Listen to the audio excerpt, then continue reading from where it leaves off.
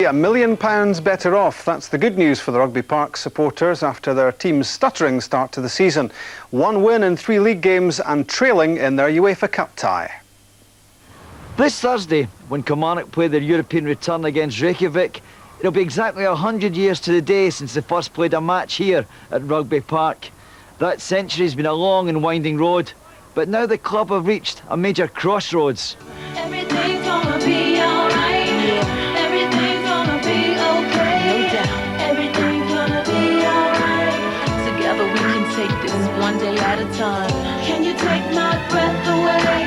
Yeah. Can you give him the life today? No doubt. Is everything gonna be okay? I'll be your strength. I'll be here when you wake up. Everything's gonna be alright. We had lengthy discussions with 2 prominent businessmen in the area, one of which we were nearly there with. The agreement was that the new investor would go in 50-50 basis with myself,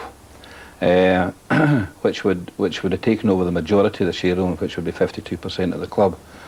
My commitment's still there, so over the next 2 or 3 years I will be investing a 7-figure sum into Kilmarnock Football Club, and I have an option to buy the balance.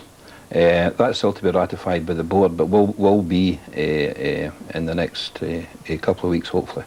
I hope people don't read into it too much and think, well, he's putting millions in, we're going to go out and spend money on players.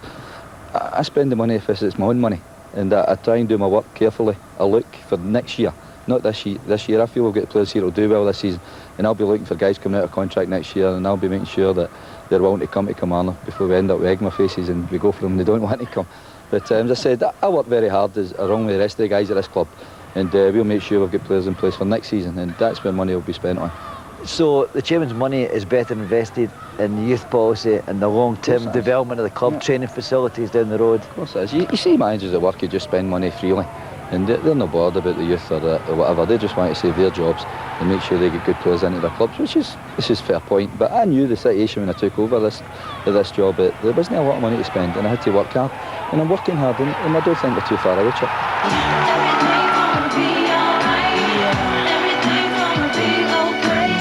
We've actually signed 8 players in the last 21 months. You know, you think we're not active in the transfer market, but probably outside our old firm we've been more active than most. But also we've increased our wage bill by £1 million in 12 months. I mean that in turn is, that is a transfer. I mean, we had 14 players out of contract, and now they're happy to stay at Kilmarnock. But I've got to give them an environment for them to work in properly, professionally. And I think we're getting there at Kilmarnock, but we've got miles to go. Can you take my breath away? Yeah. Can you give him the life today? No doubt. Is everything gonna be okay? At the start of the season, the boys saying, what's wrong with McCoy? How's he not playing? And the other thing is because of this filming lap. It's not. McCoy is down the pecking order at this moment in time. He had a good pre-season, but other guys had a better pre-season. Mark Roberts and Michael Jeffries were the fittest guys out of the lot of them, so they get to start. And then Jerome Varai got in, he's had a wee chance, not a big chance, but a chance. And Paul Wright will get an opportunity. And then once Costley has shown that he can score goals again, he'll be back in.